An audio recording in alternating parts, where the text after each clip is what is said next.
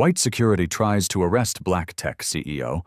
Her live stream exposes hidden backdoor. I run one of the most secure networks in the world, Dr. Angela Whitman thought, as she slid her keycard through the turnstile of CyTech Solutions' gleaming lobby, and they nearly handcuffed me in my own parking garage. The rain tapped a nervous rhythm on the rooftop above level 3 of the underground lot, each drop echoing Angela's pulse as she approached her midnight blue sedan. Her platinum lotus hairpin, a gift from her mother, peeked out of her coat pocket, a silent symbol of resilience blooming in tough soil. Behind her, Emily Park, the young systems engineer with a hidden camera in her phone, hurried to catch up, clutching a data drive that held proof of a catastrophic security flaw Angela had uncovered earlier that day. The fluorescent lights hummed overhead as the overhead cameras rotated lazily, unaware of the storm about to unfold. A pair of security officers emerged from the shadows. John Coleman, the burly head of internal security, whose guarded scowl never softened, and his partner Liam Turner, fresh out of the academy, eyes darting like prey. "Stop right there," Coleman barked, voice echoing off the concrete walls. Angela froze. The lotus pin slid from her pocket, clinking on the pavement. She bent to retrieve it, heart hammering. "Dr. Whitman," she said calmly, straightening and holding up her badge. "I'm retrieving my personal vehicle. There's no reason for this." Coleman's partner aimed a flashlight at her face. "We got a call about tampering," Turner snapped. "You match the description." Angela's chest tightened. Inside her coat, her smartwatch blinked once green, then red. The silent alert had already been dispatched to the executive board, and Marcus Brown, head of HR, and her only ally.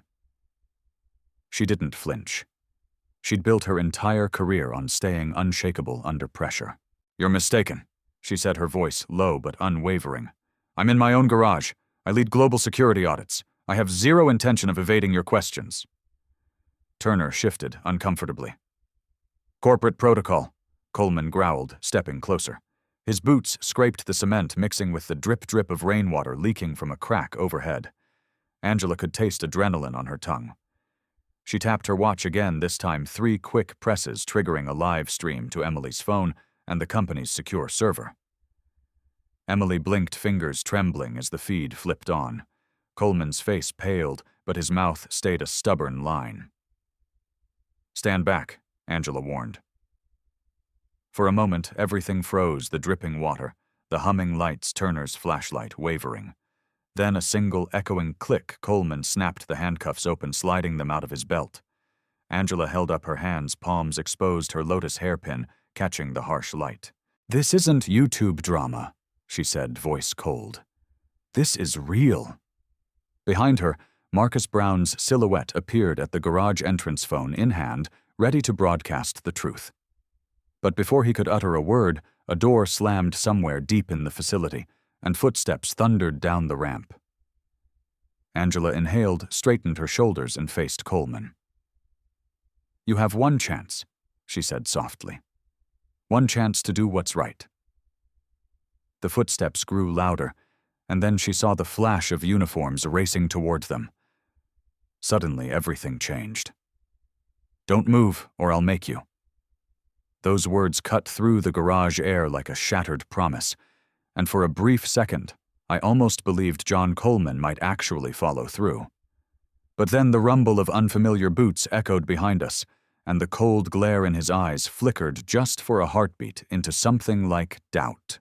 I felt a surge of power pulse through my veins, not from fear, but from that lotus hairpin tucked in my coat pocket, a reminder that I was rooted in courage even when the ground shook beneath me. Emily's live stream glowed against the concrete wall, her voice a whisper in my ear. "They're sending backup." Behind her, the flicker of Marcus Brown's phone screen cast his face in harsh relief. My ally, my advocate, the man who believed in me even when the board turned a blind eye. Coleman hesitated, and I seized the moment. I stepped forward, voice steady. "You're overstepping. This company's protocols require verification before detaining any executive. Show me your orders." His partner, Liam Turner, swallowed hard, flashlight trembling in his grip. Coleman's jaw clenched, but he didn't answer. He couldn't, because the live feed had already leaked to CyTech's emergency channel, pinging in real time on every director's tablet across the building. Suddenly, I was no longer alone in that cavernous garage. I was visible to dozens who had the authority to shut this down.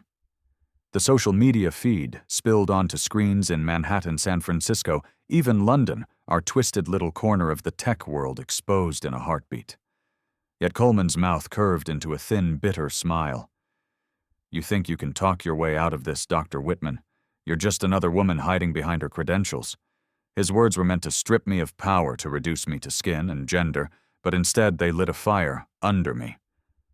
I unbuttoned my coat, revealing the crisp white blouse beneath my blazer, and let the lotus pin catch the light. "I'm not hiding," I said. "I'm standing right here." With that, the heavy garage door rattled as a silver SUV ground to a halt at the entrance. Two men in tailored suits stepped out, badges gleaming under the fluorescent glare, members of the board's special security unit authorized to override any on-site decision. Coleman's face drained of color as one of them spoke. "Coleman, step aside." "This ends now." His defiance crumbled into disbelief. Around me, the drip-drip of water resumed its rhythm, but the tension had shifted. I stood unhandcuffed, hands-free, lotus pin proud on my lapel, as the SSU agents moved between us. Yet even as relief washed over me, I felt the weight of the data drive in Emily's hand, the proof of the vulnerability we'd uncovered, and knew the fight was far from over.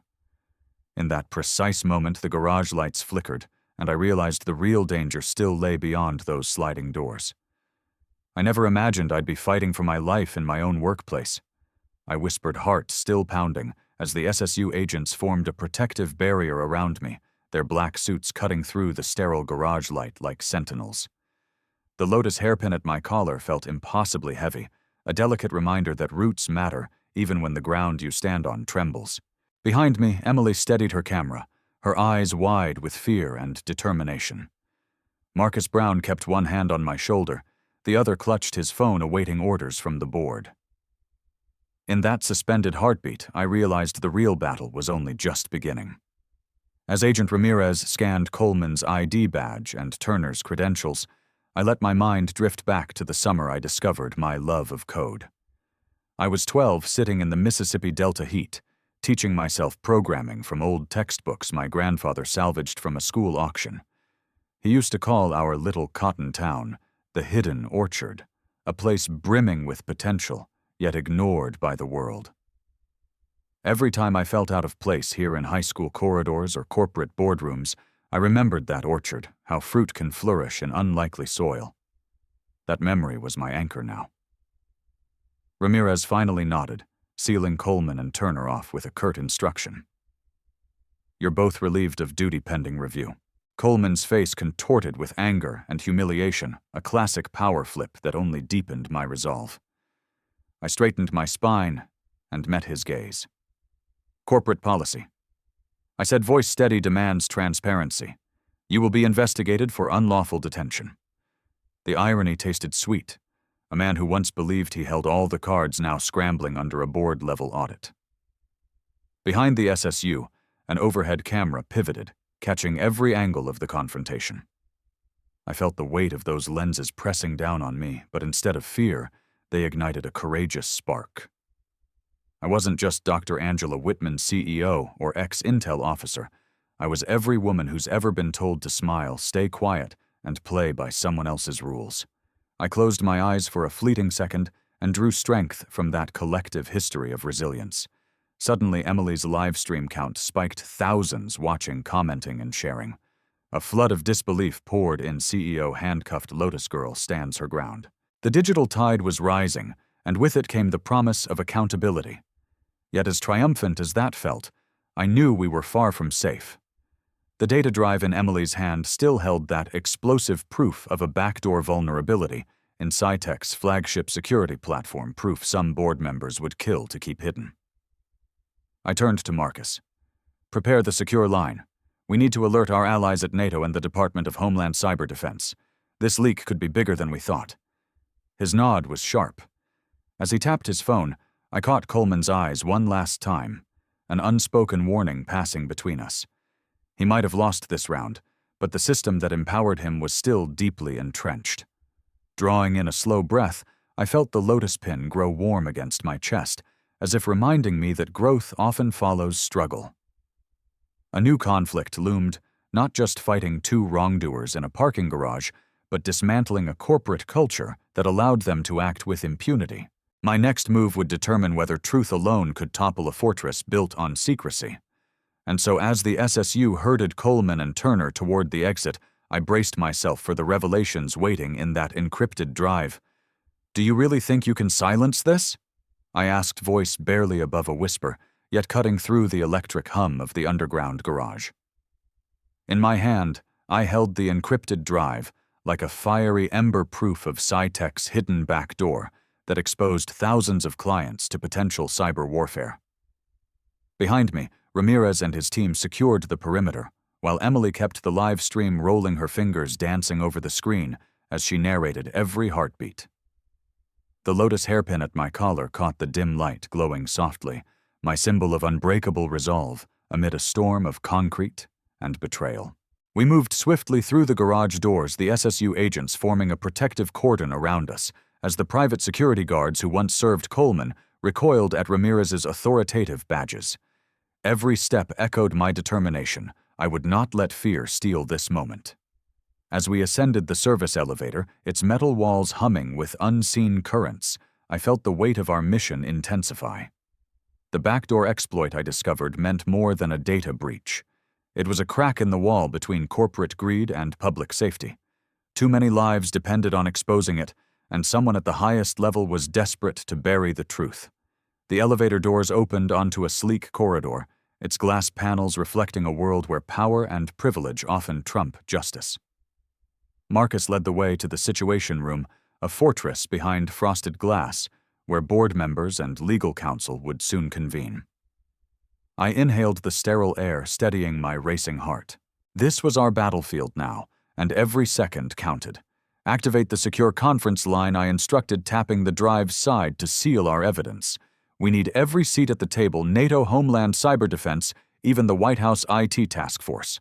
My words hung in the air like a challenge, daring the system to prove that a woman of color could not only survive, but rally an entire network against corruption.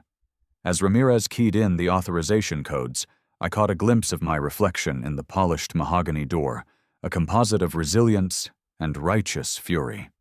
Years ago, a professor in Jackson State told me that leadership is measured by what you're willing to sacrifice, not what you claim to hold. I'd sacrificed comfort, anonymity, even my own peace of mind to dig up this truth. Now the only thing standing between justice and cover-up was my voice, and the viral power of Emily's stream rippling across social media, with comments flooding in, "She's a hero exposed." Lotus power. Yet for every cheer, there was a threat, corporate shills flooding the chat, belittling the movement, as attention-seeking as if my life's work were nothing more than a stunt. The Situation Room door slid open with a soft hiss. Inside, a semicircle of executives froze their faces, a gallery of masked shock, indignation, and fear.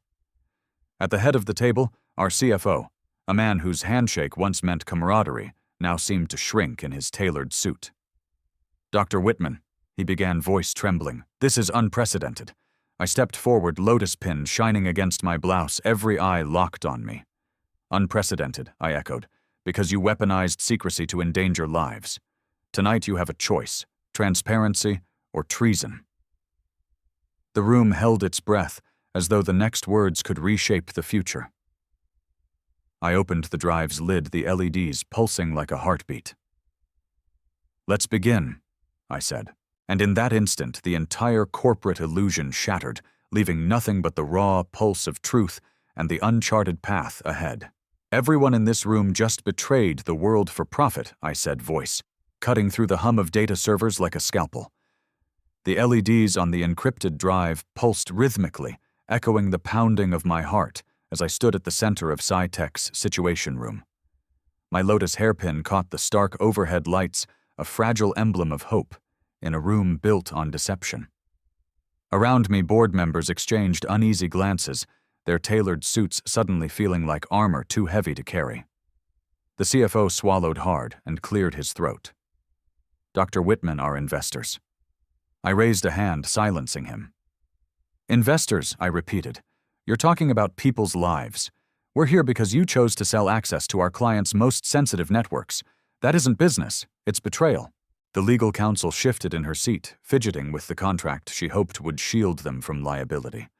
But papers couldn't erase what everyone had just seen on Emily's live stream, the world watching, as this fortress of secrecy crumbled in real time. I took a breath, feeling the tension coil inside me like a spring. For years, I'd navigated corporate corridors, where my credentials as a former NATO analyst gave me entry, but my skin sometimes invited suspicion. Tonight I'd flipped that script. I glanced at Marcus, whose steady gaze was my anchor amid the storm. He gave a subtle nod, and I continued. We've already alerted Homeland Cyber Defense and NATO Command. They're mobilizing a task force as we speak. You can't walk this back. A flicker of panic crossed the CFO's face, proof enough that my warning wasn't empty rhetoric. At that moment, the secure line crackled to life, and a uniformed voice said, "This is Admiral Chen. We have full confirmation of the exploit's scope. We're ready to move in 20 minutes. The room held its breath as I closed the drive's lid, sealing our evidence. I felt the weight of every whistleblower who'd been silenced, every marginalized voice told to stay in their lane. This was my lane, the intersection of truth, justice, and unshakable resolve. Suddenly, the glass walls of the Situation Room shimmered as notifications from social media flooded in. Tweets, videos, comment threads exploding with outrage and solidarity. The hashtag #SureLotusPower trended worldwide, turning the lotus hairpin from a private symbol into a beacon for collective resistance. I realized then that the real power of this moment wasn't mine alone. It was viral, unstoppable. Yet even as the world rallied behind us, I felt a shadow of doubt. Deep inside, I'd always believed that reason and evidence would prevail. But tonight proved that sometimes truth needs an audience, a spectacle to pierce indifference. And spectacles can be dangerous. The CFO stood abruptly, papers rustling like leaves in a storm. "Fine," he muttered. "We'll cooperate." But cooperation rang hollow in that sterile chamber. What mattered was rebuilding trust, something no boardroom promise could deliver. I locked eyes with each member, feeling their shame and relief mingled in that tense calculus. "Tomorrow," I said, voice calm but firm, "we begin real audits, real accountability, or this company ceases to exist." Silence followed, thick and heavy, broken only by the hum of servers powering down unauthorized back doors. As I stepped back, lotus pin still glowing, I understood the real battleground lay ahead, rewriting the rules of corporate governance and forging alliances beyond these walls. Marcus extended his hand, and together we moved toward the door, the echoes of our footsteps marking a new chapter.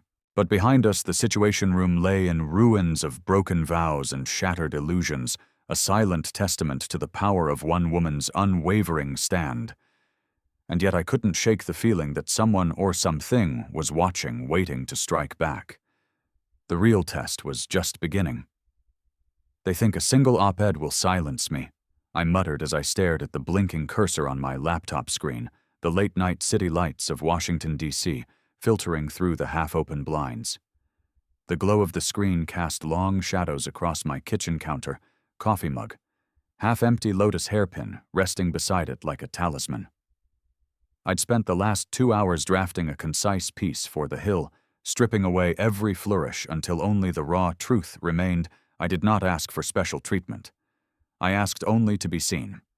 Press releases exploded across social media by dawn, my 6-sentence statement reverberating through tech blogs, news outlets, and LinkedIn feeds.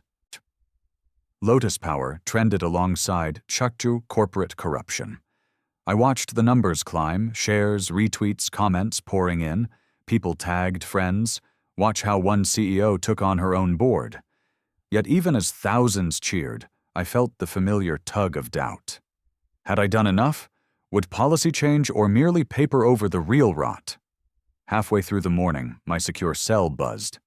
It was Admiral Chen, his tone clipped. "Dr. Whitman, we've confirmed full remediation protocols are underway, But be advised, the CFO has retained outside counsel. They're pushing back on several clauses. A pang shot through me. The same people who sold our clients secrets were now weaponizing legal loopholes to protect themselves. It was the classic corporate shuffle spin, one crisis into another, and hope you drown out the original scandal. I leaned back, lotus pin warm against my palm. In that moment, I realized true change wouldn't come from press or policy alone. It needed proof of sustained accountability. I tapped the secure drive icon on my desktop, encrypted logs, chain of custody reports, video transcripts from Emily's live stream, and SSU surveillance. This wasn't just evidence, it was a roadmap for reform. I forwarded the bundle to key legislators on Homeland cyber defense, telling them plainly, here is the blueprint for mandatory transparency in all security audits. Meanwhile, word reached me of a leaked internal memo from CyTech's Risk Committee, blaming the incident on unauthorized whistleblowers and media sensationalism. The memo circulated in dark corners of investment forums, painting me as a publicity seeker. My chest tightened, old prejudices resurfacing. Just another woman playing the victim. Yet the lotus hairpin on my desk gleamed, and I pressed reply all with a simple note. Facts do not bow to whispers. By afternoon, community leaders, civil rights groups, and even rival tech CEOs had issued statements in solidarity. A local youth coding camp invited me to speak, calling it a living lesson in courage. I agreed because if one child saw that pin and thought I too can stand up, then every courtroom fight, every boardroom battle, every sleepless night would be worth it. Yet as I closed my laptop, I couldn't shake the sense that the real test was still ahead. Tomorrow morning I would face the first public hearing of the Cyber Oversight Committee, and they wouldn't allow me to leave without answers. They think I'll crumble under their questions, I whispered into the mirror, tracing the outline of the lotus hairpin pinned to my lapel, its petals a beacon of resilience against the looming storm. Outside the Cyber Oversight Committee hearing room, a line of cameras and reporters stretched as far as the eye could see, their lenses hungry for the next soundbite. But I had never been here for the spotlight. I was here for the truth. As I stepped into the corridor, my tailored suit felt heavier, each seam a reminder of the responsibilities I carried, not just as a CEO, but as a whistleblower, a woman of color, and a guardian of countless clients whose privacy had been violated. In the anteroom, Marcus Brown adjusted his tie, a nervous smile flickering across his face. "You ready?" he asked softly. I nodded, placing a steady hand on his shoulder. "This isn't about me," I said quietly. "It's about every person who trusted us with their secrets." Behind us, staffers arranged water bottles, printed binders of evidence, and last-minute memos. I glanced down at my reflection in the glossy table eyes, sharp spine, straight lotus pin gleaming defiantly. That pin had seen me through Mississippi summers haunted by segregation and corporate boardrooms rife with subtle prejudice. Today, it would witness another kind of reckoning. The hearing room doors parted, and a gust of air-conditioned tension washed over me. Seated at the head of the semicircular dais was Senator Alvarez, chair of the committee, famous for his tough questions and viral moments. Flanking him were representatives from Homeland Cyber Defense, NATO's Cyber Command, and a panel of legal experts. I took the witness stand, hands resting lightly on the polished wood. Microphones hovered, digital screens displayed Emily Park's live stream footage, frame by frame, and the lotus pin on my lapel caught multiple lights reflecting hope back to everyone watching. Dr. Whitman, Senator Alvarez began, voice measured, yet probing, "Thank you for coming forward. Let's talk about where we start. How did you uncover the backdoor, and why did you choose public testimony over internal channels?" I inhaled slowly, eyes fixed on the senator's calm gaze. "Senator, I did follow internal channels until I was handcuffed in my own garage, ignored by the very people entrusted to protect me," I replied, voice clear. A collective murmur rippled through the room. I paused, heart pounding, but the lotus hairpin reminded me strength blossoms in adversity. "Public testimony ensured accountability," I continued. "Because evidence locked in boardroom drawers never changes policy. A representative from CyTech's legal team shifted in his seat, clearing his throat. Dr. Whitman, some argue you bypassed proper protocol, risking national security by leaking sensitive data. How do you respond? I leaned forward, letting the weight of every marginalized voice sweep through me, those told to stay quiet, to accept injustice. Protocol is sacred, I answered, until protocol becomes a shield for wrongdoing. I risked exposure to protect our client's safety. That's not recklessness, that's courage. The committee scribbled notes, reporters scribbled quotes. My palms tingled with adrenaline. Suddenly a video clip played the moment Coleman hesitated, the lotus pin glinting as I reclaimed my power. The room fell silent, the symbol's story louder than any argument. I felt a doubt flickered in the eyes of those who once doubted me. Yet before triumph could settle in, Senator Alvarez tapped his gavel. We will recess for a closed-door session to review new evidence. Dr. Whitman, you may step down. Relief and tension warred in my chest. I had made my case, but the real verdict lay behind those doors. As I left the stand, a young aide handed me a note. One board member just resigned. My breath caught, momentum was building. Yet outside the hearing room, the corridors were cloaked in whispers. What about the others? Will corporate immunity prevail? I straightened, lotus pin glowing in the hallway lights. One door had closed.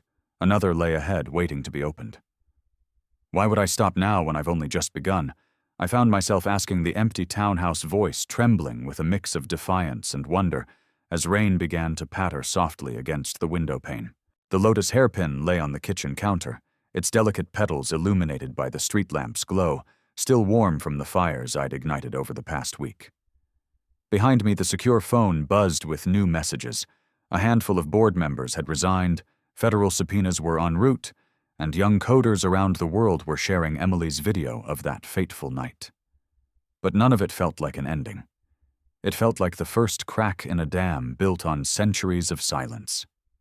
I took a deep breath and walked toward the front door, memories swirling of that underground garage, the concrete pillars etched with scuffs from my wrists, the cold metal of handcuffs that nearly defined me.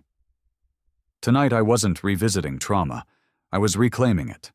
Each step across the hardwood floors was a reminder that the ground beneath me was now reforming, becoming fertile soil for change. The house felt empty, but I wasn't alone. Marcus's message blinked on my phone. You were brilliant today. Ready for tomorrow. I tapped back one word, always.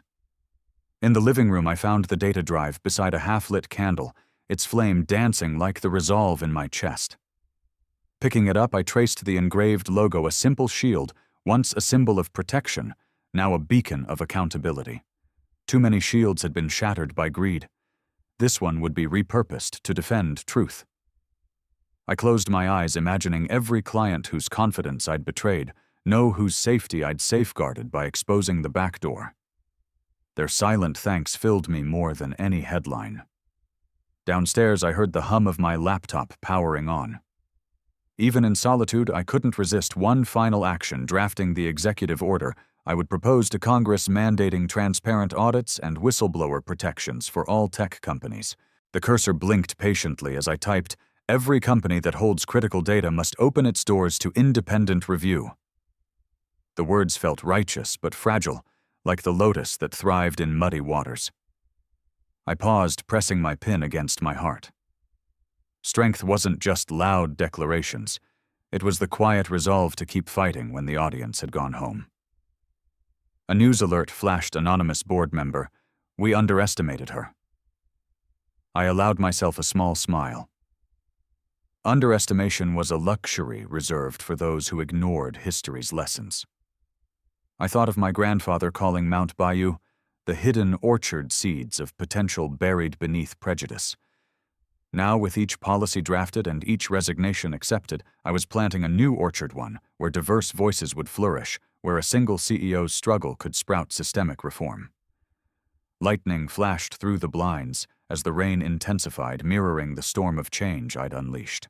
I stepped back by the window, lotus hairpin pinned once more to my lapel, eyes fixed on the horizon. The night was far from over. The real work was just beginning. And as the first thunder rolled, I whispered into the dark, "Let them watch. I won't stop until every gate is open." Silence answered me, but it felt alive with possibility ready to bloom.